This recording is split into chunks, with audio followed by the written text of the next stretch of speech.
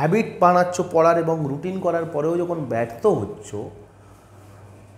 তখন তুমি আমার ভাইটা প্রিয়, আমার বোনটা প্রিয়, আমার সিএসডিজি স্টুডেন্ট, একবার থামো, চুপ করে বসো, নিজের সাথে একটু কথা বলো।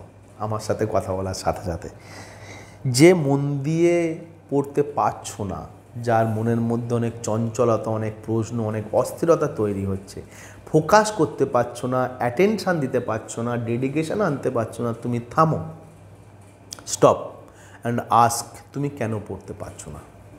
তুমি নিজেকে জিজ্ঞাসা করো যে আমার অসুবিধে কী হচ্ছে, আমার কি খোঁচা লাগছে, আমার কি সমস্যা হচ্ছে, কোথায় আমার মনের মধ্যে অস্বস্তি তৈরি হচ্ছে, কোনটা আমার মনের মধ্যে প্যালপিটেশন ক্রিয়েট করছে, কোনটা আমাকে সারাক্ষণ বিরক্ত করছে।